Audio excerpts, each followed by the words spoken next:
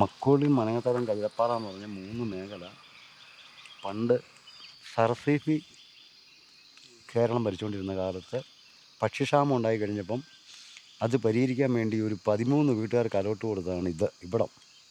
അത് കഴിഞ്ഞിട്ട് ഈ 13 വീട്ടുകാർ നിന്നുകൊണ്ടാണ് പിന്നെ ആൾക്കാർ കയറി വന്ന് വെട്ടി സ്ഥലമൊക്കെ എടുത്ത് ഈ മോഡലിൽ ഇത്രയും സ്ഥലം വികസിച്ച് പോയത്. ഇത് അവിടെ ഉടുമ്പന്നൂരായിരുന്നു, അമേപ്പുരായിരുന്നു താമസിച്ചുകൊണ്ടിരുന്നത്. ഒരു പെര മാത്രമേ ഉള്ളൂ അവിടെ. അത് പാറപ്പുറമാണ്. ഒരു കാന്താരിച്ചേരി ആണെങ്കിലും വേലായി കഴിഞ്ഞാൽ അത് ഉണങ്ങിപ്പോവും. അപ്പോൾ നമുക്ക് എന്തെങ്കിലും ഒരു പിടിച്ചീപ്പും വെള്ളമെന്നൊരു തോന്നൽ എനിക്ക് വന്നു. അങ്ങനെ ഒരു തോന്നൽ വന്നപ്പം എൻ്റെ താത്തൻ്റെ അനിയന്മാർ ഇവിടെ താമസിക്കുന്നതല്ലേ, ഒരനിയൻ്റെ നേരെ ഇളയ അനിയനെ അവിടെ താമസിച്ച് ഇപ്പോഴെന്ന് പറഞ്ഞാൽ അവൻ ഒരു ദിവസം എന്നോട് പറഞ്ഞു, എടാ നീ കയറി പോരുവാണെങ്കിൽ, നിങ്ങൾ പോരുവാണെങ്കിൽ ഞാൻ ഇച്ചിരി സ്ഥലം ഒരു പെര വയ്ക്കാനുള്ളത് കാണിച്ചു തരാം, നിങ്ങൾ ബാക്കി വെട്ടിയെടുത്താൽ മതി. അങ്ങനെ ഞങ്ങളിങ്ങ് കയറി പോന്നു. അവിടെ വന്ന മോഷനിൽ നന്നായിട്ട് കൃഷി ചെയ്തു, കൃഷി ഉണ്ടായി, നമുക്ക് ആദായം ഉണ്ടായി. 2 പെൺപിള്ളേരെ കെട്ടിച്ചു വിട്ടു, കൃഷി ചെയ്തുള്ള കാശും കൊണ്ടാണ് കെട്ടിച്ചു വിട്ടത്. ഇവിടെയൊക്കെ എന്തോ ഒരു കല്യാണം കഴിക്കാതെ ഇപ്പോൾ ചെറുപ്പക്കാർ പിള്ളേരുണ്ടെന്നറിയാം. പക്ഷേ എനിക്ക് ആ ഒരു സാഹചര്യമൊന്നും ഉണ്ടായില്ല. 3 പേരുടെയും കല്യാണം പടപടാന്ന് നടന്നു. കൃഷിയിൽ നിന്ന് ഒറ്റയടിക്ക് താഴോട്ട് പോവുക എന്ന് പറഞ്ഞു കഴിഞ്ഞാൽ കൊടിയല്ല, ഒറ്റയടിക്കാൻ പോയി കഴിഞ്ഞപ്പോഴത്തേനും മനസ്സാൻ കറന്നുപോയി. പിന്നെ അതിനോട് നമ്മൾ ശ്രദ്ധിച്ചില്ല. അങ്ങനെയാണ് വീണ്ടും നമ്മൾ തകർച്ചയിലായത്. ഇപ്പം ഞങ്ങളെപ്പോലെ 2 പേരുള്ള വീടുകളേ ഉള്ളൂ.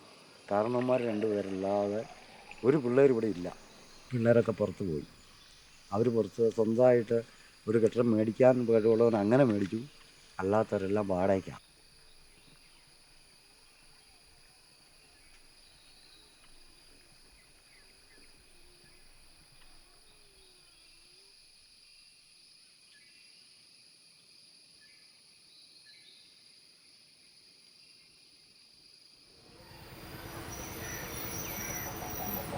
ക്യാമ്പ് പ്രത്യേകതകൾ ആനുകൂല്യം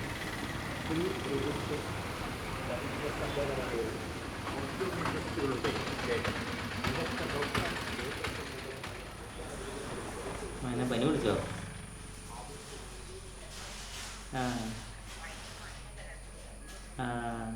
പപ്പ എന്ത് ചെയ്യാൻ?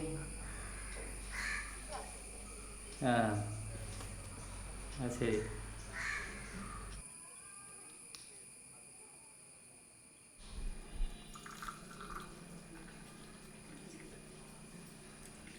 തീർത്തും മോശപ്പെട്ട അവസ്ഥ ജനിച്ചതാണ് ഞാൻ. ദരിദ്രത്തിലൂടെയാണ് ഞാൻ ജീവിച്ചു വന്നത്. ഇവിടെ വെച്ചാൽ അടിസ്ഥാന സൗകര്യങ്ങളും മറ്റു കാര്യങ്ങളൊന്നും ഇല്ലാത്തതിനാൽ എൻ്റേതായ ഒരു പാകതകളും ഒക്കെ എൻ്റെ ജീവിതത്തിൽ ഒരുപാട് വന്നിട്ടുണ്ട്. അത് വിദ്യാഭ്യാസം തുടർന്ന് കൊണ്ടുപോകാൻ പറ്റിയില്ല. പിന്നെ സ്വഭാവവശാൽ എല്ലാവരും കൂലിപ്പണിക്ക് പോകുന്നതുകൊണ്ട് ഞാനും കൂലിപ്പണിക്ക് പോയി. പിന്നെ ഇന്നുള്ള കണക്ക് തന്നെ അന്നും സൗകര്യങ്ങൾക്ക് വളരെ കുറവാണ് നാട്ടിൽ. അവിടുന്ന് പോരണത് തന്നെ ഒരു ആഗ്രഹം ഉണ്ടായിരുന്നെങ്കിൽ മാറി താമസിക്കണം. കാരണം കൊച്ചിൻ്റെ വിദ്യാഭ്യാസ കാര്യത്തിനും രണ്ടാമത്തെ പ്രസവ കാര്യത്തിനും പിന്നെ നമുക്ക് ധൈര്യമില്ലായിരുന്നു. പിന്നെ വാടകയ്ക്ക് വന്നാൽ നമ്മളെങ്ങനെ ജീവിക്കും? പിന്നെ രണ്ടും കൽപ്പിച്ച് കണ്ട സ്വർണ്ണമൊക്കെ പണയം വെച്ച് അത്യാവശ്യം ഒരു നിലനിൽപ്പാക്കിയെടുത്തത്. നമ്മൾ അന്ന് പോന്നപ്പോൾ നമ്മൾ ആലോചിച്ചത് ഈ പ്രസവം എല്ലാം കഴിഞ്ഞ് കൊച്ചു അത്യാവശ്യം നായി കഴിയുന്നൊരു മക്കോളിക്ക് പോകാമെന്ന് ഓർത്താണ് ഞാൻ ഇരുന്നത് ഇവിടെ നിന്ന്. പക്ഷേ ഇവിടെ വന്നപ്പോൾ എനിക്ക് തോന്നുന്നുണ്ട് ഇതിന് പോയില്ലെങ്കിലും കുഴപ്പമില്ല. കാരണം വീട്ടിലേക്ക് കയറി പോകണമെങ്കിൽ ഇവിടുന്ന് ഒരു മണിക്കൂർ അത് വീട്ടിൽ പോയിട്ട് കാര്യങ്ങൾ അന്വേഷിച്ച് തിരിച്ച് വരാൻ ആ ഒരു സമയം മതി.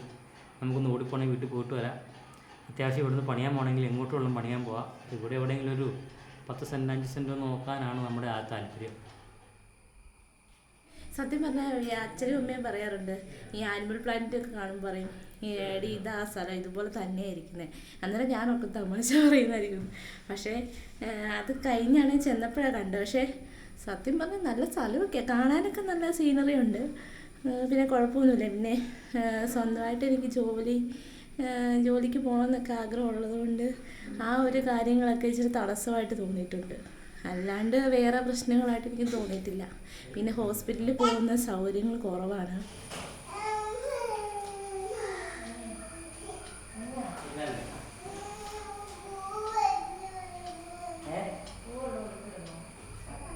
എന്താ ഇങ്ങനെ ആക്കുന്ന സാധനം അത് മേടിച്ചിട്ടുണ്ടല്ല?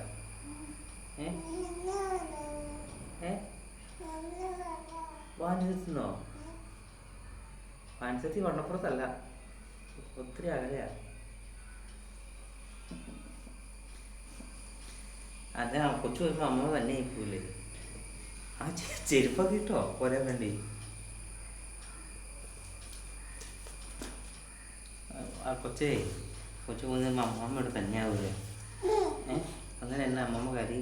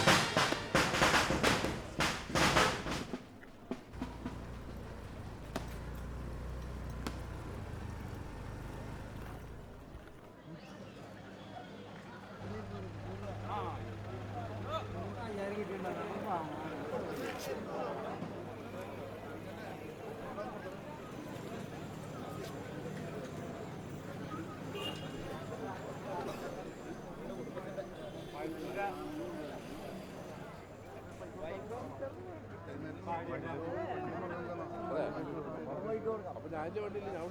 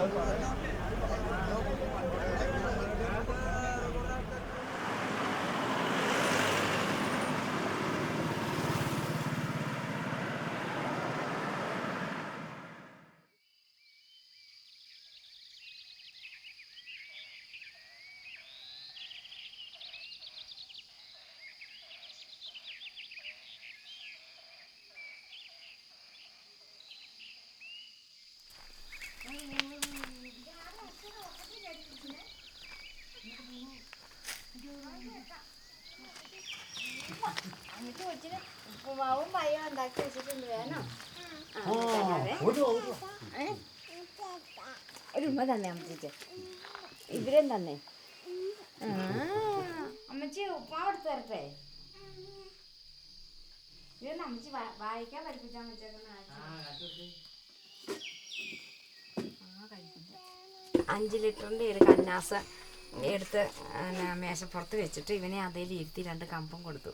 എന്നിട്ട് ഇവൻ ആ കന്നാസെ കൊട്ടിയാണ് പുള്ളി ഇങ്ങനെ കുട്ടിനോടുള്ള താല്പര്യം. എന്നിട്ട് ക്രിസ്മസിന് കരോൾപ്പെരുവ് ഗാനം വരും, അവരുടെ കൂട്ടത്തിൽ എടുത്തുകൊണ്ട് പോകും. ഇവനെ എടുത്തുകൊണ്ട് പോയിട്ട് ഓരോ വീട്ടിലും ചെല്ലുമ്പോൾ താഴെ ഇറക്കിയിട്ട് ഡ്രമ്മ് വേറൊരാൾ ചോക്കും, ഇവനെ വേറൊരാൾ ചോക്കും. എന്നിട്ട് ഇറക്കി നിർത്തി കഴിയുമ്പോൾ ഇവൻ നല്ലപോലെ കൂട്ടും. അത് കഴിഞ്ഞ് 9ാം ക്ലാസ്സിൽ പഠിക്കാൻ 7 പഠിക്കാൻ തുടങ്ങിയപ്പോൾ ഇവൻ്റെ ഒരു കൂട്ടുകാരനുണ്ട്. ഇവർ ഒന്നിച്ച് അങ്കമാടി വരെ പഠിച്ചതാണ്. അന്നേരം ആ ചെറുക്കൻ ഇങ്ങനെ പോവുകയെന്നും അവൻ്റെ അപ്പൻ മേളക്കാരൻ, അവർ കണിയാന്മാരാണ്. അവരുടെ വീട്ടിൽ പഠിക്കാൻ പോകണമെന്നും പറഞ്ഞ് ഇവിടെ വന്ന് എന്നോട് പറഞ്ഞ് 50 രൂപ കൊടുക്കണം ഇങ്ങനെ ദക്ഷിണ വയ്ക്കാനാണ്. അപ്പം നമ്മുടെ കയ്യിലന്ന് 50 രൂപ അവന് കൊടുക്കാനില്ല. 15 കിലോമീറ്റർ വൺ സൈഡ് നടന്ന് അവരുടെ വീട്ടിൽ ചെല്ലും. അപ്പോൾ അവരുടെ വീട്ടിൽ ചെന്ന് കഴിയുമ്പോൾ അവർ ചെണ്ടവളം പഠിപ്പിക്കുന്ന പിള്ളേരുണ്ട്, അവരെല്ലാം കൂട്ടി നിന്ന് പഠിക്കും. അപ്പോൾ അവർ ഫീസ് കൊടുത്ത് പഠിക്കുന്ന പിള്ളേരാണ്. അപ്പോൾ പുള്ളി അവർക്ക് മേളകളൊക്കെ പറഞ്ഞു കൊടുക്കും. അന്ന് വായ്ത്താരികളാണ്. പുള്ളി വായ്ത്താരികളെല്ലാം പറഞ്ഞ് അവരെ പഠിപ്പിക്കുമ്പം എന്നോടൊന്നും പറഞ്ഞു തരില്ല.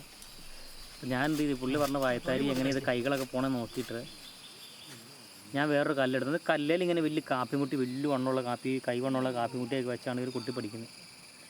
അവസാനം ഇതെല്ലാം കൂട്ടി വായിപ്പിച്ചപ്പം ഇമാരോടെ മേളം നിന്നപ്പോൾ ഞാനവിടെ കല്ലേ കുട്ടി. അങ്ങനെ കുട്ടി കഴിഞ്ഞപ്പോൾ പുള്ളിക്കത് സന്തോഷമായി എന്നുള്ളതിലേറെ ഇവൻ പൈസ കൊടുക്കാതെ ഇത് പഠിച്ചല്ലോ എന്നൊരു വിഷമത്തിലേക്ക് വന്നു കാര്യങ്ങൾ. അങ്ങനെ കഴിഞ്ഞപ്പം പുള്ളി എന്നോട് പറഞ്ഞു, ഈ ഇരിക്കുന്ന ആളുകളെല്ലാം ഫീസ് തന്നാണ് എന്നെ പഠിപ്പിക്കുന്നത്, ഞാൻ പഠിപ്പിക്കുന്നത്. നീ ഫീസ് തരാതെ ഇത്ര കാര്യങ്ങൾ പഠിച്ചെങ്കിൽ ഇനി മുന്നോട്ട് ഞാൻ പറഞ്ഞു തന്നെങ്കിൽ എനിക്ക് ഫീസ് തരണം എന്ന രീതിയിലേക്ക് വന്ന കാര്യങ്ങൾ. അങ്ങനെ വന്നപ്പോൾ ഇവിടെ കഞ്ഞി കുടിക്കാൻ പാകില്ലാത്തടത്ത് എവിടെ ഫീസ് കൊടുക്കും? പിന്നെ നമ്മൾ മറ്റുള്ള പല പണികളിലൊക്കെ പോയി ഒത്തിരിയേറെ വർഷങ്ങൾക്ക് ശേഷമാണ് പിന്നെ ബാൻഡിലേക്ക് വരുന്നത്.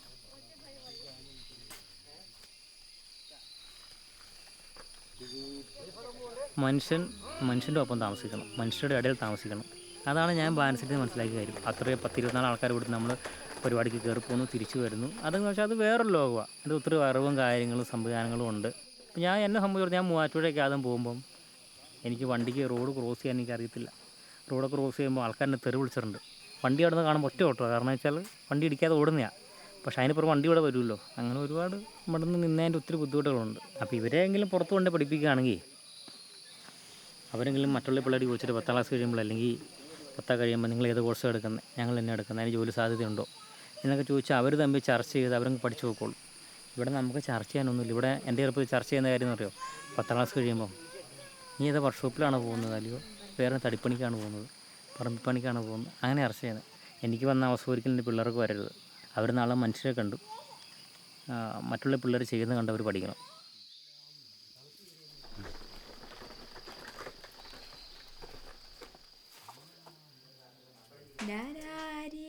രാരീരാരീരാരോ രാരാരോ രാരീരാരം രാരീരാരീരാരീ